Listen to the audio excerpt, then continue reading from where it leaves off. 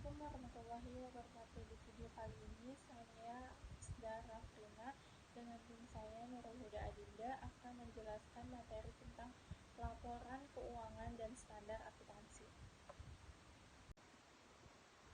Oke, dalam bab laporan keuangan dan standar akuntansi, kita akan membahas beberapa materi.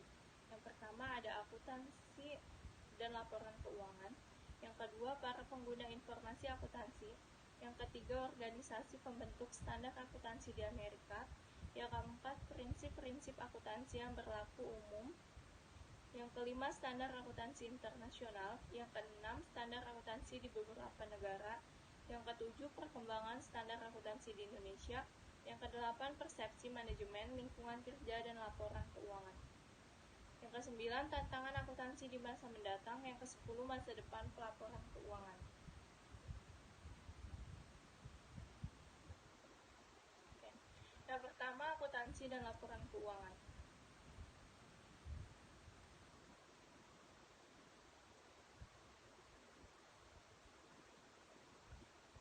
Tujuan akuntansi secara keseluruhan adalah memberikan informasi yang dapat digunakan dalam pengambilan keputusan. Menurut APB Statement nomor 4 tahun 1970 yang berjudul Basic Concept and Accounting Principles Underlying Financial Statement of Business Enterprise, akuntansi adalah sebuah aktivitas jasa yang dimana fungsinya adalah memberikan informasi kuantitatif, terutama informasi mengenai keuangan dan entitas ekonomi, yang dimaksudkan akan menjadi berguna dalam pengambilan keputusan ekonomi atau dalam membuat pilihan di antara berbagai alternatif yang ada. Pandangan mengenai akuntansi itu pertama ada akuntansi sebagai ideologi, yang kedua akuntansi sebagai bahasa bisnis, yang ketiga akuntansi sebagai catatan historis, yang keempat akuntansi sebagai realita ekonomi saat ini, yang kelima akuntansi sebagai sebuah sistem informasi, yang keenam akuntansi sebagai komoditas, yang ketujuh akuntansi sebagai pertanggungjawaban, yang kedelapan akuntansi sebagai teknologi.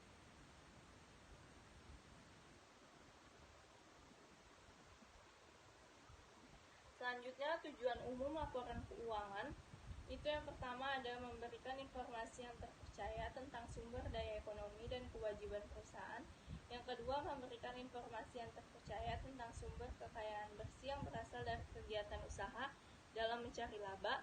Yang ketiga, memungkinkan untuk menaksir potensi perusahaan dalam penghasilan laba. Yang keempat, memberikan informasi yang diperlukan lainnya tentang tentang perubahan aktiva dan kewajiban. Yang kelima, mengungkapkan informasi relevan lainnya yang dibutuhkan para pemakai laporan. Di sini ada urutan laporan keuangan berdasarkan proses penyajian.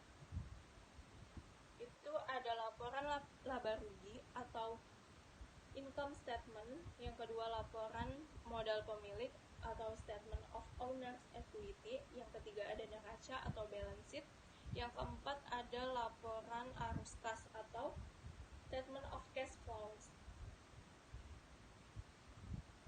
Oke, selanjutnya para pengguna informasi akuntansi.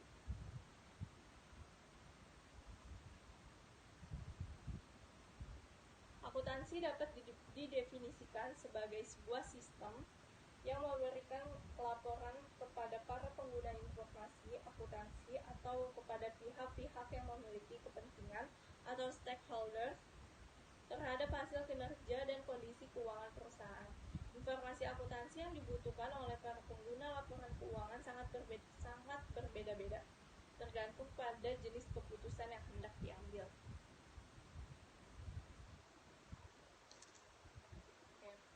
Ini para pengguna informasi akuntansi. Ada internal users dan yang kedua ada external users. Dalam bagian internal users itu terdiri dari direktur dan manajer keuangan, yang kedua direktur operasional dan manajer pemasaran, yang ketiga manajer dan supervisor produksi. Selanjutnya, bagian external users itu terdiri dari investor atau penanam modal, yang kedua kreditor, yang ketiga pemerintah, yang keempat badan pengawas pasar modal, yang kelima ekonomi, praktisi, dan analisis. Selanjutnya, organisasi pembentuk standar akuntansi di Amerika. Standar akuntansi mencakup konveksi, peraturan, dan prosedur yang telah disusun dan disahkan oleh sebuah lembaga resmi atau badan pembentuk standar pada saat tertentu. Standar akuntansi ini merupakan masalah penting dalam profesi akuntansi, termasuk bagi para pemakai laporan keuangan. Oleh karena itu, mekanisme pembentukan standar akuntansi haruslah diatur sedemikian sehingga dapat memberikan kepuasan bagi semua pihak.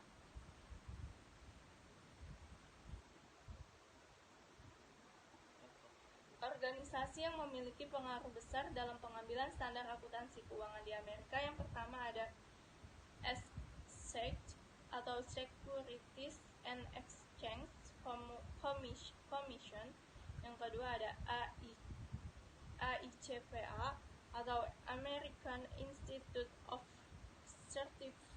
Certified Public Accountants, yang ketiga ada FASB atau Financial Accounting Standard Board, yang keempat ada GASB atau Government All Accounting Standard Board. Saya akan melanjutkan prinsip-prinsip akuntansi yang berlaku umum, GAAP. Profesi akuntansi telah mengembangkan seperangkat standar yang berlaku umum dan diterima universal. Standar GAAP diperlukan sebagai patokan pedoman dalam penyusunan laporan keuangan yang baku. Dengan adanya standar ini, pihak manajemen selaku pengelola dana dan aktivitas perusahaan dapat mencatat, mengikhtisarkan, dan melaporkan seluruh hasil kegiatan operasional maupun finansial perusahaan secara baku, yang secara standar diterima umum dan transparan. Kategori sumber utama GAAP. Yang pertama, standar dan interpretasi FSAB, opini APB, dan buletin riset akuntansi AICPA. Yang kedua, buletin teknis FSAB, pedoman audit dan akuntansi industri AICPA, dan statement of position AICPA. Yang ketiga, konsensus EITV, FASB, dan buletin praktik AICPA. Yang terakhir, yang keempat, interpretasi akuntansi AICPA, pedoman implementasi FASB, pertanyaan dan jawaban, dan praktik-praktik yang dipakai secara luas dalam industri. Standar akuntansi internasional. Sejalan dengan era globalisasi dan perkembangan dunia usaha serta semakin terintegrasinya pergerakan dan pasar keuangan dunia, maka dirasakan sangat perlu adanya suatu standar global. Saat ini ada dua standar akuntansi keuangan yang diterima untuk digunakan secara internasional, yaitu GAAP Amerika dan Standar Pelaporan Keuangan Internasional, International Financial Reporting Standards, atau disebut dengan IFRS. Standar akuntansi di berbagai negara. Standar akuntansi yang disusun dan ditetapkan oleh badan profesi yang berwenang tidak akan berguna tanpa penerimaan secara luas dan juga tanpa adanya kesediaan daripada penggunanya untuk mengaplikasikannya dalam pelaporan keuangan.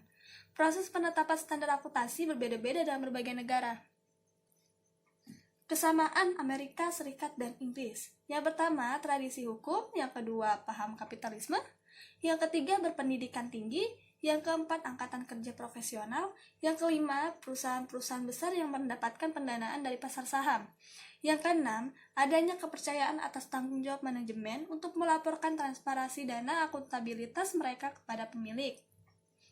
Konsep dan praktik akuntansi di Inggris telah mempengaruhi akuntansi secara global, terutama terhadap negara-negara bekas jajahan Inggris. Adapun di Amerika Serikat, pembuatan kebijakan akuntansi berlaku sistem share power. Setengah kekuasaan berada di tangan sektor publik dan setengah kekuasaan lagi berada di tangan sektor swasta.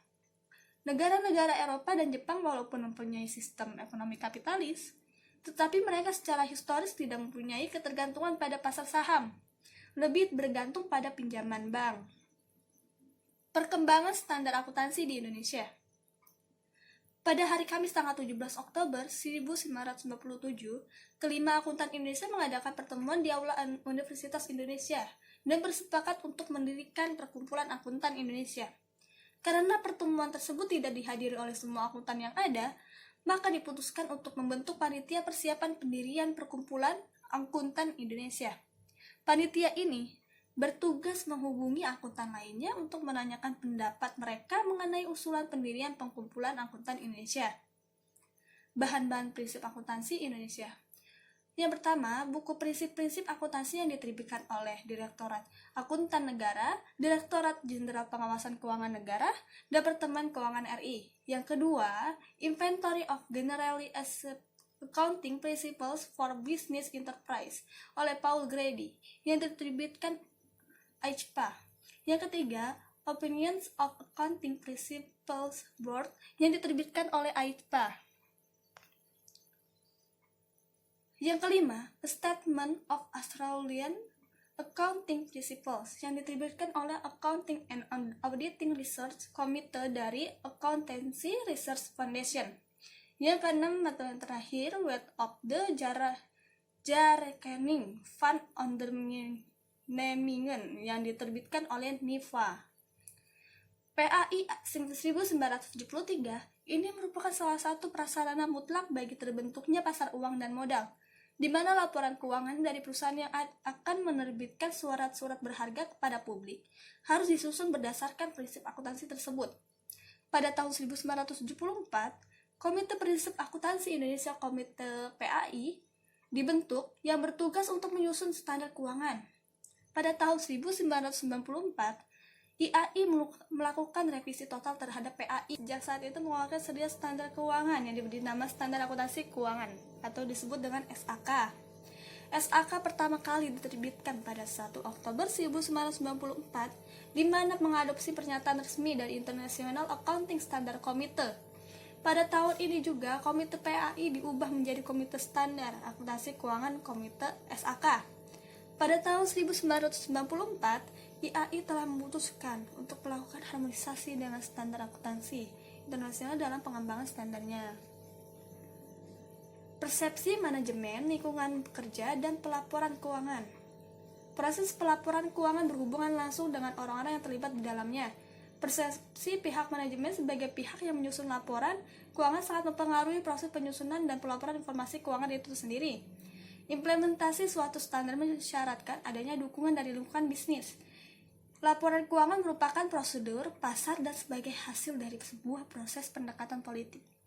Manajemen sebagai pihak yang sangat berpengaruh dalam proses pelaporan keuangan tentu saja biasanya akan mempengaruhi proses implementasi standar tersebut dalam lingkungan bisnis. Bahwa proses pelaporan keuangan, pemilihan metode, dan standar akuntansi yang digunakan sebagai basis pelaporan keuangan sangatlah dipengaruhi oleh keputusan manajemen. Organisasi pengambil keputusan dalam dunia akuntansi mempunyai opini bahwa prinsip akuntansi yang berlaku umum terlalu banyak menyediakan pilihan bagi manajemen. Proses yang melatar belakangi pelaporan keuangan. Yang pertama, pemahaman pihak manajemen mengenai standar dan metode akuntansi yang digunakan. Yang kedua, pengaruh lingkungan di mana manajemen berada. Oke, yang ke-9 ini ada tantangan akuntansi di masa mendatang. Profesi akuntansi telah banyak membantu SEC, terutama dalam memenuhi tanggung jawabnya mengadopsi standar akuntansi perusahaan publik dan mengesahkan standar audit yang menjamin kualitas tertinggi informasi keuangan. Yang kedua, meningkatkan jumlah transaksi pasar modal dan kreativitas yang muncul dalam industri perbankan juga telah menciptakan masalah yang baru, karena mau tidak mau pasti akan mempengaruhi kriteria pengungkapan, pencatatan, dan pelaporan. Yang ketiga, profesi akuntansi harus mampu mengatasi resiko kemungkinan tidak terpenuhinya kebutuhan user akan informasi. Sudah saatnya bagi profesi akuntansi untuk memulai mengambil tindakan-tindakan yang menjamin utilitasnya di masa yang mendatang.